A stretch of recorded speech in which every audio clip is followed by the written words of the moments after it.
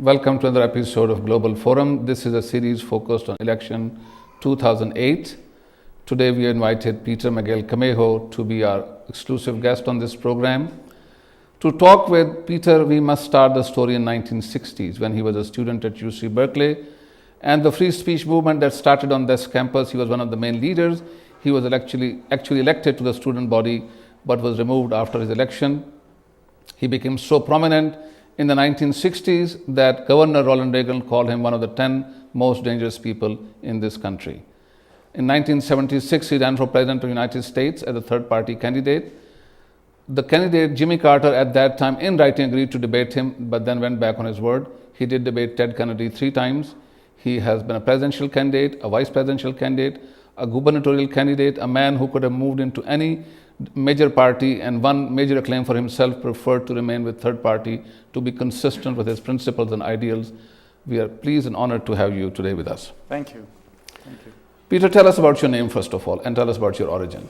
How did you get this name? I'm a Venezuelan American, and by sort of accident I was named after a famous Venezuelan. It would be like being called Tom Jefferson in the United States. But what's interesting is that I'm named after an African Venezuelan who was the first general. He died in the Battle of Carabobo, and Simón Bolívar in the Battle for Independence made him a general. What's odd is the reason he had my name is because from a distant relative of mine, he was a slave of the Camejo family, of which I am. I come from a ruling class family in Venezuela, came to the United States, was born here. The reason I came to the United States was that my grandfather spoke out against the dictatorship in Venezuela, and he had to move to the United States. They kicked him out of Venezuela. And my mother grew up partially in the United States, and then I ended up most of my life, not all of it, living in the United States, not Venezuela. Very good. Peter, tell us about your politics. You have spent, 40 years in American mainstream politics now, making waves, creating consequences, fighting these major battles. What is the defining essence of this politics? Well, I was clearly a product of the 60s, the civil rights movement and the anti-war movement in Vietnam, sort of determined, plus reading history and trying to understand. But what has been to me, my understanding and my reason I have done what I've done, is that I think there's two Americas. There's been an America that's been fighting for freedom and liberty and respect in the world, and an America that is thought to dominate and control the world.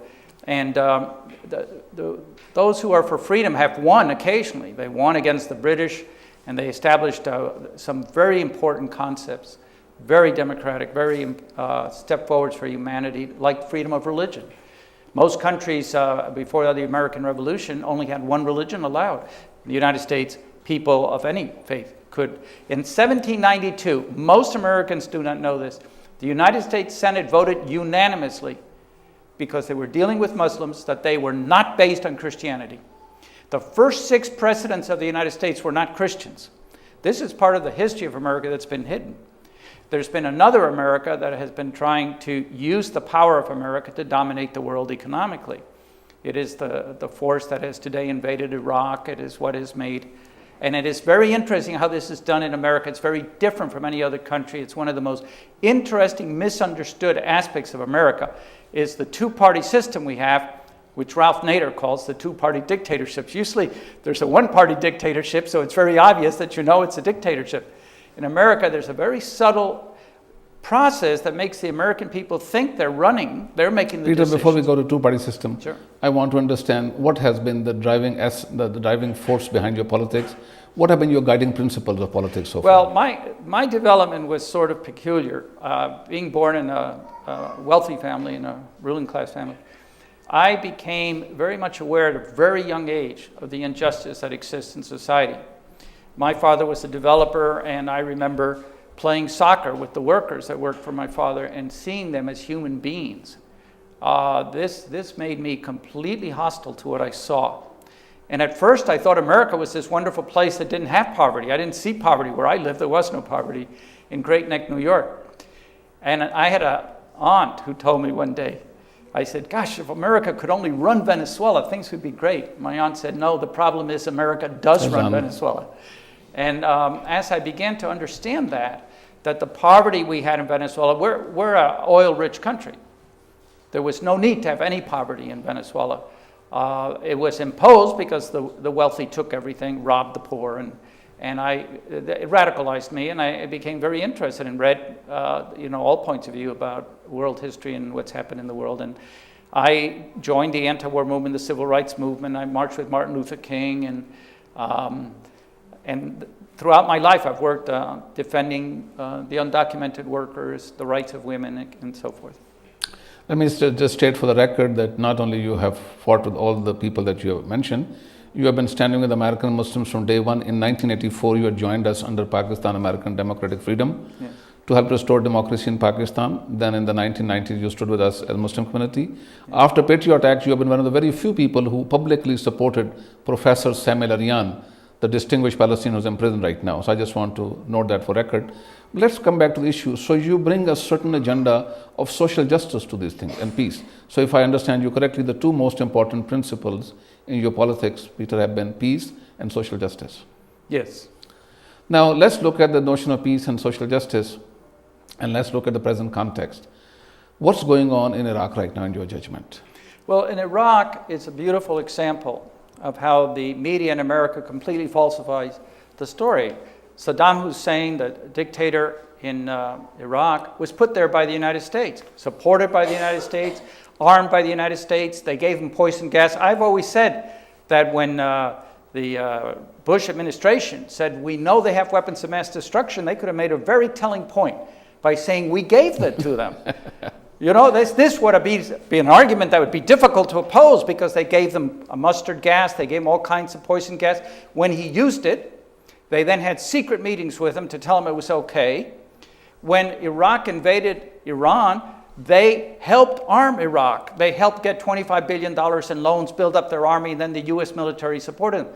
The American people are completely ignorant of all this history. The media very carefully hides it. Osama bin Laden, the United States gave $4 billion to him to build up his apparatus because they wanted to practice terrorism against the Russians. And it's not that I support the Russian invasion of Afghanistan in any way, shape, or form, but to use terrorism is always wrong. That is, to kill innocent people, to make that kind of attacks that we see all over the world.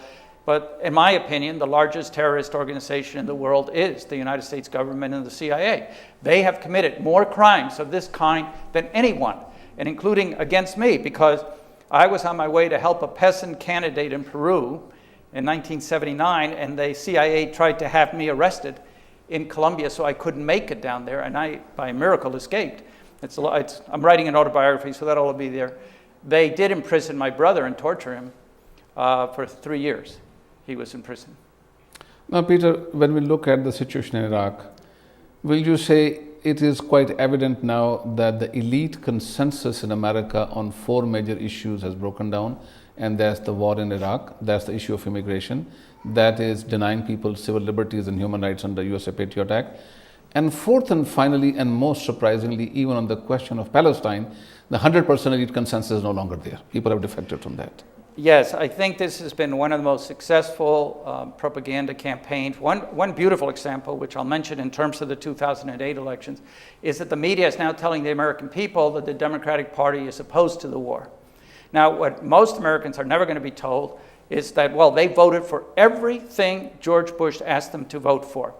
But they voted for a motion that said unequivocal support for George Bush's conduct of the war. Now, that's something they want to forget, and they don't want to bring in the media. Right after the elections of 2004, where I ran for vice president, when Bush gave his State of the Union address, the Democrats gave him 39 standing ovations in 1 hour. Every time he used the word Iraq, before he finished his sentence, they were on their feet cheering them. Now they try to present them as though they're opposed to war, that they want to leave Iraq. The fact is, every major candidate of the Democratic Party is for permanent occupation of Iraq, including Obama, who is presented as this big anti-war person. He has said, we will leave troops in Iraq indefinitely. He has also said he would consider invading Iran, and he would definitely consider invading Pakistan. So he is presented by the media as a big advocate for peace. That is, embedded in American culture is duplicity of trying to present to the public as though they really have a choice in these elections. The fact is, Hillary Clinton, who's the front runner among the Democrats, when she first went to Afghanistan and Iraq, she said, we're making a big mistake. We have put more troops in there. We have to get total control. That is, now she's presented, see, what has happened is the American public has joined the rest of the world. There is not a country in the world, except possibly Israel, that has supported the U.S. invasion of Iraq, where the people support it. In the United States now, the overwhelming majority have grave doubts about this war or out and out oppose it. So they've all had to shift how they present themselves for fear that an opposition would arise in the United States. This is the great power of the two-party system. The Republicans are in charge of promoting the interests of the corporate rulers and to push it as far as they can. The Democrats are to control the people so that no opposition ever appears. And that's a very different task, and therefore they appear as very different parties. But they serve the same money interests, and they actually work together as a team to create utter confusion in America. And so far, the American people, there's been a long tradition of rebellion. First, the abolitionists, the people who fought against slavery, built the party. Then there was this massive rise of the populist movement. And there were socialists at the turn of the century that tried to build unions. And so there has always been an effort in America by the people to gain political power and to have influence. And in America today, we are very far from having an alternative voice. But I see a crisis coming. I think the credibility of these two parties is declining. The Congress of the United States, only 10% of the American people will say they support the Congress. And for the president has about, 24% support. So the overwhelming majority do not support them. The largest grouping in America are people who say, I'm an independent, not a member of either party. In California, where I am, 21% of the people are not registered Democrat and Republican and have not one representative in the state government. That is, they have this two-party monopoly that has crushed freedom, limited democracy, and limited the rights of the American people. Most people throughout the world don't understand. The United States is very different from Europe. They don't have a death penalty in Europe. They have universal health care. And there have many parties, and if 20% of the people vote for a party, they get 20% representation. America is totally different. America is way behind Europe. Not that Europe's perfect. I don't want to say this is good and this one's a bad one. There are actually a lot of similarities also. But the United States, in a way, is the most backward nation in the world in terms of the fact that it has more prisoners than Before you go to that, okay. Peter, in terms of what you did, I think you made many important points, and I want to follow up on that. In terms of what you said about the Democratic Party, I think the clearest example supporting your position is the fact that in 2006, most people voted for the Democrats thinking they're going to end the war. And that whole thing has been now totally forgotten. It has been sort of, put under the rug, and there is no discussion of that. People are confused as to what was supposed to happen, what does not happen, what was supposed to be Nancy Pelosi's role, is she playing it or not playing it. So I think that capacity to take the vote, pretend to be in opposition, and then mislead the whole effort is very clearly what you have said. Well, in the election in 2004, they ran a candidate for president, Democrats, named John Kerry. John Kerry ran on a pro-war position. Basically, he said, I can do the war better than Bush. He was for everything Bush was doing, but he would do it better. He said we should have more troops there. The Democratic Party members opposed the war, but were told that the important thing was not whether you're for or against the war, but to get Bush out. There's another illusion which is very popular in America. They think that Bush runs the United States. The corporate world controls the United States. The money that's behind, the media could destroy George Bush in 10 days if it chose to. The power of George Bush is completely limited. It would be impossible for him to do what he did without the Democratic Party supporting him. If the Democratic Party, as the majority party, had opposed him, stood up to him, called for demonstrations in the streets against him, he would have been crushed immediately. In fact, in 2000, George Bush lost the election. Now, most people in Europe and the Arab world and everything don't understand democracy where the candidate who loses gets elected. But in America, we have a system that allows that. And so George Bush lost the election, and then all the Democrats had to do was demand a recount or a re-election in the state of Florida, where the Republicans had denied tens of thousands of people the right to vote who were the most likely voters for the Democrats. And they stood up and absolutely opposed doing anything about it, having a recall, and their candidate was the president of the Senate. He voted against doing anything about it. They handed it to George Bush, even though he had lost the election. Now, in the context that we are talking about, sort of this Democratic Party playing the role that it is playing in the Republican Party in the election, the whole thing, isn't it the fact that most people are beginning to defect from that position? They are not having that kind of an impact because of the global media. And I want you to comment in the context of this global media on two factors, and I'll come the rest. The one factor is, as the think tank of the CIA itself, National Intelligence Institute, has predicted that in 20 years, first the Chinese economy, and then in 40 years, the Indian economy will surpass the US economy and the European economy. Yeah. So within 30 years, which may be long for you and me as an individual, but they are now no long for, in terms of human communities, we will move from a single superpower world to a multipolar world, number one. Yes. Number two, we also know within 50 years, the demography of this country will change. There will be no single group, there will be more than 50%. Given people of color having a different role inside this country, and three nations of Asia, namely Japan, China and India, and even Russia would call itself Eurasia, partly Asian, partly Russian, partly European. How do you see the dynamics of the internal change and external change, putting some limits on the imperial outreach? Well, I think what you have described is absolutely unquestionable. The statistics are clear. The United States is now in decline in the world. And the world, there's going to be a shift of power in the world regardless. And the United States is therefore very frustrated. The first one is the end of oil. The cheap supply of energy, which is the American economy and the whole world economy was built on, is coming to an end. There just is no more oil. We're using it all up, and it's going to end within the next 20 to 30 years. But you don't get right to the end before you have the crisis. You have the crisis as you begin to approach it. So the United States is in a crisis. The invasion of Iraq is clearly an effort by the United States to dominate oil over Europe. That is, this war is really against the Europeans. And the Europeans they're watching it, and they're sort of loving it to watch the United States get entangled and get defeated. The United States, by the way, is losing the war in Iraq because here's what people have to understand. You go in to do an imperial type thing, the way Britain used to do, and after 5 years, they can't get it done.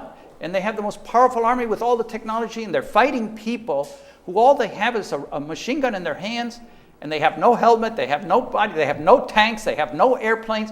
And 5 years later, the people are still resisting and refuse to allow themselves to be occupied by the United States. The American media, just by using the words that this is everybody who opposes America is called a terrorist, do not understand. The American people are completely ignorant in understanding that the people of Iraq have to be against, in every poll, their own secret polls have shown the overmajority of the people in Iraq oppose the U.S. occupation. So the mythology that we're there to bring democracy, while we support dictatorships all the way around. It's every country near Iraq, with the exception of Iran, we support dictatorships. So the United States government, the whole war is a complete and total myth from beginning to end. The United States is in decline. There are other sectors of the world that are rising, and it's going to change the whole configuration.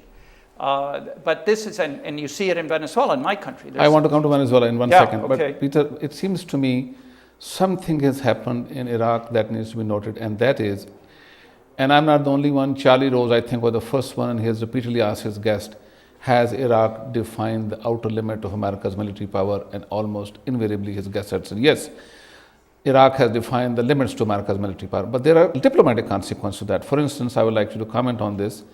Would you say that because US military power was checkmated in Iraq, that has given a different kind of signal to Russia and China, whose conduct at United Nations Security Council is very different than it was 4 or 5 years ago, and just Russian president Putin going to Iran and sending a different message is partly a consequence of the checkmate in Iraq. Will you say that's the case? Well, first, we have to go back to Vietnam. The Vietnamese suffered 2 million casualties, but defeated the United States militarily without an air force, without tanks, and without money. Okay. And that told the world that no matter what the technology is and how many people they can kill, if the people resist, they may not be able to be defeated. Now, Iraq is much smaller than Vietnam, and it's a very different situation.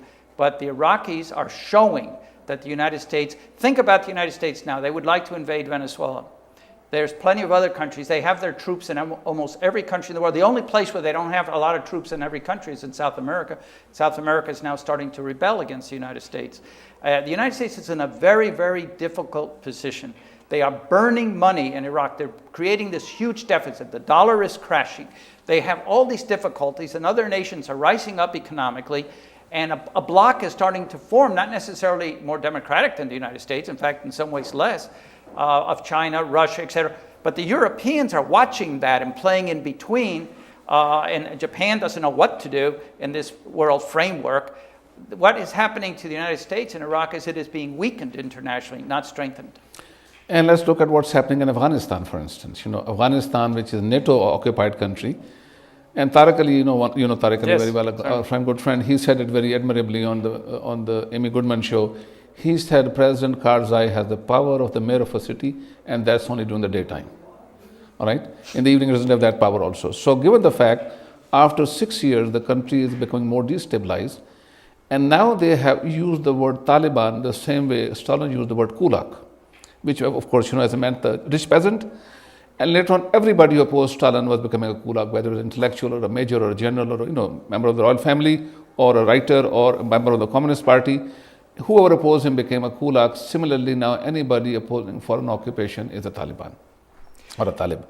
How do you see that situation? What I see is this, that what the United States did in Iraq was attempt to make it a Christian crusade without saying it. And this has created a reaction against the United States in the Muslim world that is immensely and profound, because they sense it's religious wars are, of course, the worst wars, because they just lead to such bloody, and it's very hard to end them and settle them. But the fact is that the Muslim world has seen the United States as an invader, and I believe it is completely conscious. I believe George Bush and the team around him want to end in Iraq being the Muslim religion, being the dominant religion, and want to begin conversions to Christianity. This is a form of insanity on the part of the United States and goes against its entire culture and tradition, which is to respect all religions. I think that's what's affecting Pakistan, because in every country of the Muslim world, anybody like the present ruler in Pakistan that sides with the United States, immediately a giant question mark is put over that person, and a rebellion begins to develop, and it can come from many different forms. It can come from people who are really very conservative, that want to go back in time, and others that want to go forward. But the point is, anyone in the Muslim world today who stands behind the United States openly is immediately the public begins to question them when they see what the United States is doing against the Arab American, the Arab people, the Muslims in the world, and the Muslims inside the United States, in which, though it has not been yet the type of thing that was done to the Japanese Americans or was done to African Americans and so forth, the fact is that today the Arab American and the Muslim community are the ones most being mistreated. Most attitude in the media is promotion of racism against, and it's done subtly while they say that there is no such campaign, that this doesn't exist, that they respect and accept the Muslim world and the rights of Arab Americans to exist. The truth is, if you're an Arab American and you're an open Muslim today, it's much harder to get a job than if you're a Christian and you're not an Arab. And that is a profound growth of that prejudice. It wasn't there the way it is today 20 years ago. You're absolutely right. But Peter, let's go one step forward. In Central Asia, there are two other major powers. There are many major powers, but two major powers. That's Russia and China sitting there. And they see U.S. presence not only as a means to consolidate Afghanistan in their own interest, but also to have right access to all the oil of Central Asia.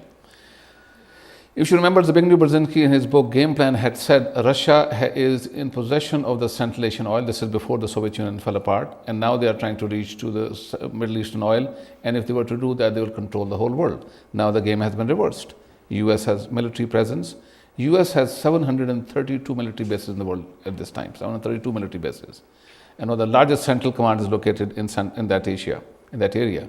With 732 military bases, with such large presence in the Middle East, having such control over the oil, going to Central Asia, having similar control there, do you think China and Russia will allow it willingly to continue, or do you think they might have ways to?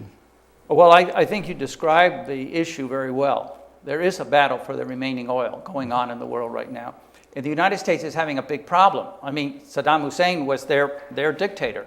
And they had the oil for Iraq, which, by the way, is the cheapest oil in the world. Saudi Arabia is a dictator, very horrible dictator, especially in his treatment of women, which is totally in their camp. They control it. They have military there. Kuwait, another major oil.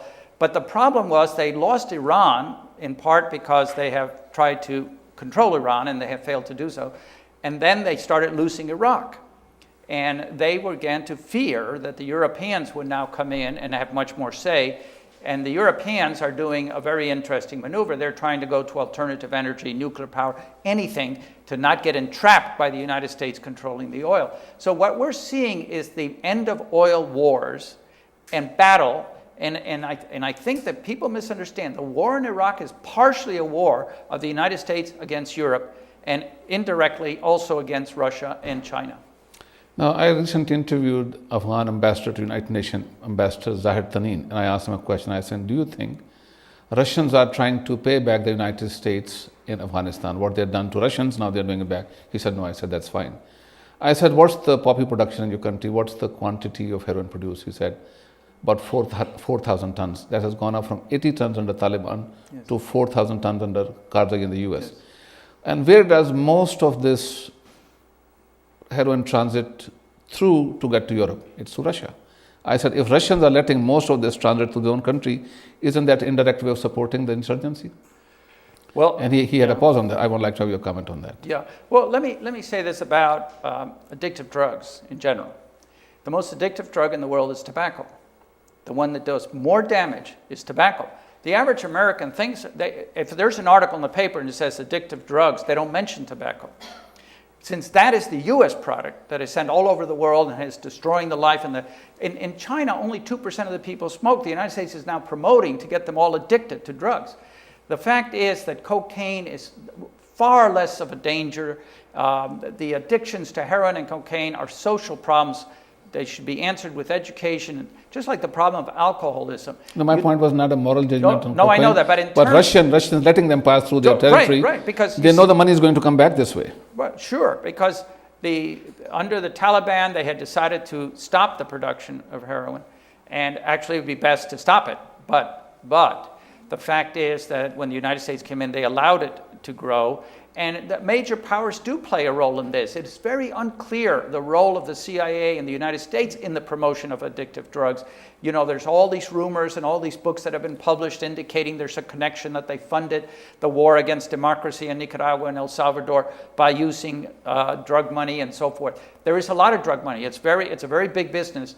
The Colombians are very deeply in this, the Peruvians, etc. And in Colombia, for instance, there are so many dollars that their own currency is harder to get, because of the huge income that the drug business provides. This is a very complex issue. In the United States, it can be solved very simply. Legalize the drugs. Let me explain why. If you legalize them, the criminal world disappears. It has no basis for existence. If instead you tell people that doctors have the heroin, the doctors have the cocaine, if you're an addict, you go to your doctor to get what you need and work it out to try to solve your problem, the criminal world is completely undermined. We should not outlaw tobacco. That would be stupid, but we have to educate against it. We have to have programs to end the addiction and eventually wipe it out from the United States. We must treat all the other addictive drugs the same way. And the whole policy right now will bring disaster to Afghanistan. I do want to ask you a question about election 2008, but let me ask you one more question, and that's about your country of origin, Venezuela. How do you see the role of President Hugo Chavez and other people who have won elections in the recent round? Yes, well, I have to be very careful talking about this because my wife and I don't agree, and her whole family and most of my family don't agree with me. I think something very profound is happening in Venezuela. And in America, of course, they don't know how to deal with this. When Chavez won the elections in the United States, in Venezuela, not one single TV station, radio station, or newspaper supported him. This is what's so amazing. Where have you had an election where there's a landslide victory for a candidate who did not have any influence in the media, didn't have money, and yet swept the elections? Let me tell you how that's a remarkably important point. Yeah, let me tell you something that most Americans don't know, or people all over the world don't know. We had in Venezuela a two-party system. When Chavez ran for president, the two parties combined were crushed to 10% of the vote. In fact, they were so crushed that their candidates abandoned their campaign before the vote. And now, except for 2 states of our 20 states, the governors are pro-Chavez.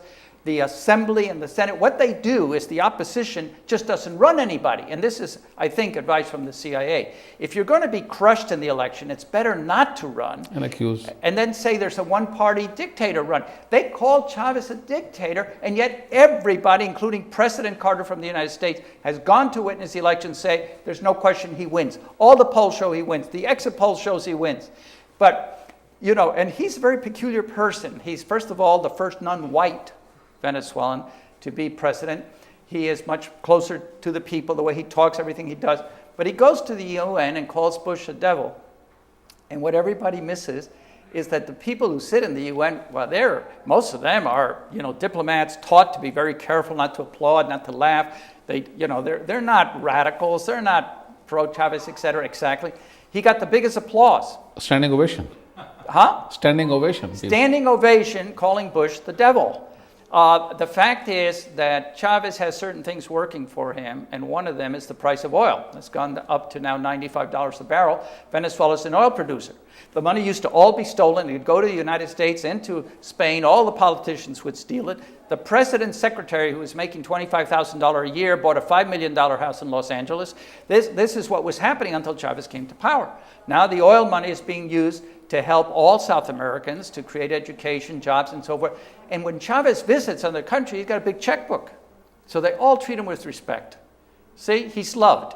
The politicians and all the people who fear him say, oh, you're welcome here, because he brings the checkbook. Is an isolated incident in Central Asia and Latin America, or is he the harbinger of a new trend in entire Latin America? Well, I think the power of the United States is so overwhelming that it is very hard to believe.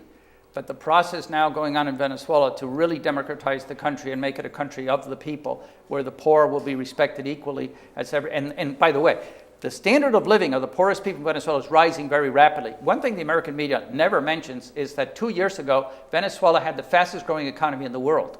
And last year, the fastest growing economy in all of Latin America. It's always presented in America as though it's falling apart, nothing's working, it's a disaster. The poor standard of living has risen dramatically. They've built hospitals and clinics all over Venezuela, especially in the poor neighborhoods. 20,000 doctors have come in from Cuba. They work for $200 a month. Chavez asked the Venezuelan doctors to do this. They wouldn't do it. The United States wouldn't do it. And Cuba today is even teaching Americans how to become doctors so they can help the poor in the world. So there's something very profound happening in Venezuela, which the people are starting to understand. And for the poor, it's like, this is a totally new world. All of a sudden, they're respected. Their standard of living is going up. They're getting food. They're getting medical care. Their children are getting more education.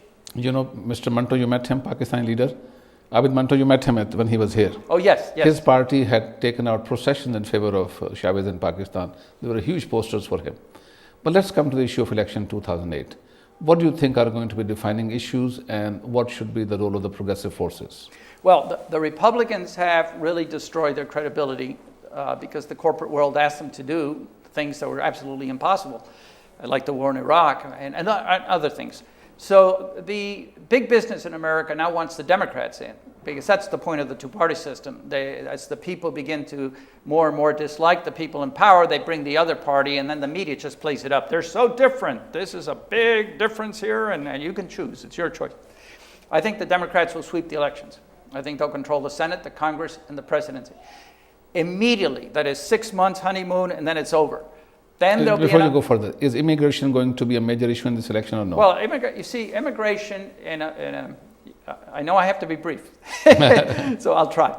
Immigration is a major issue now in the United States, as it is in all Europe, all the advanced industrial countries. This is a process that cannot be stopped. But the truth is that we don't have a big immigration in the United States. The whole topic is a lie. Let me just give you the figures for Mexicans. For every 100 American, 1 Mexican is arriving every 6 years. And that's into an economy that's growing at 3% and a population which is approaching the zero growth. The Mexican immigration into the United States is not a problem, it's a solution. It has strengthened the American economy, it has created jobs for Americans. It is better for America to have this inflow of Mexicans than it would be to not have them. If all the undocumented workers in the United States were thrown out, the American economy would go into a very dangerous tailspin going downhill. And I want to explain to people who are not from the United States how horrendous the campaign against the immigrants is. I've been working to help a man who has been in jail for 11 years, Santo Reyes. He has been sentenced to 26 years to life. His crime, he tried to get a driver's license. He cheated trying to get a driver's license. For that, they gave him 26 years to life in prison.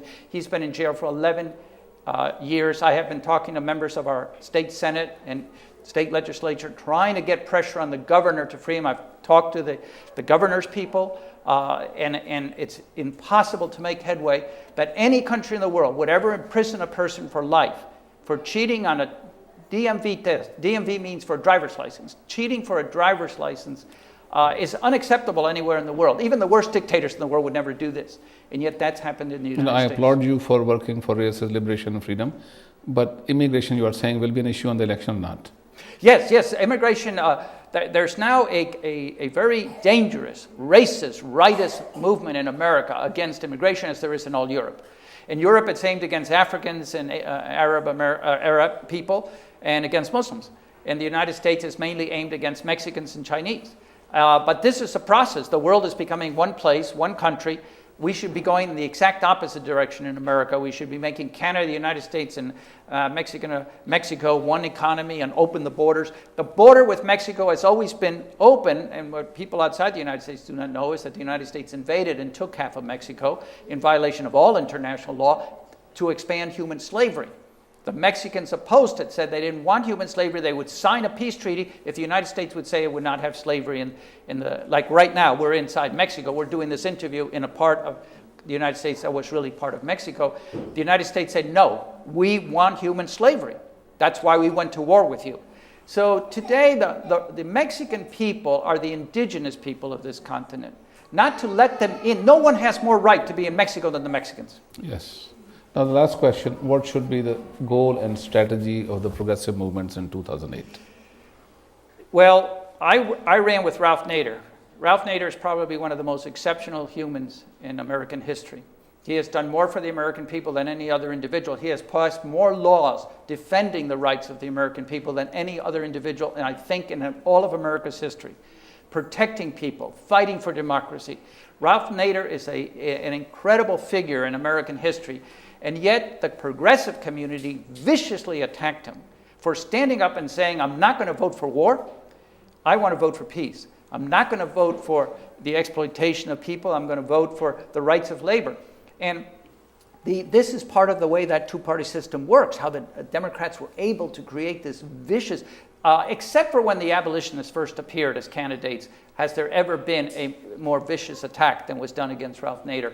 I'm hoping that in 2008, Ralph will run one more time. I mean, he's getting old and he overworks himself to death. When I ran with him as vice presidential candidate, I referred to him as the kid on the slate because he had twice the energy I had. He's an amazing person. And if he were to run one more time, think about everything he said in the 2004. He said it was wrong to go to Vietnam, to Iraq, right. Excuse me. That tells you where my brain was formed. It is amazing what he has done, and I think it would be a great statement to the American people, to all those people that turned against him, who now are going to start rethinking it. When you're really going to see the shift is after the Democrats control the White House. Excellent.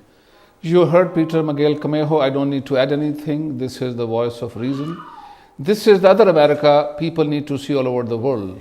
This is the America that's compassionate, that's humane, that's true to America's ideals and principles, that does not distinguish among people based on gender, race, religion, color, creed, or country of origin. And this is the defining essence of the international civil society. One great gift of globalization is emergence of the international civil society, so clearly observable in support for the Chief Justice of the Supreme Court of Pakistan. We thank you for today's discussion, Mr. Camejo, and we'll continue this conversation with Camejo and other friends in weeks to come. Thank you.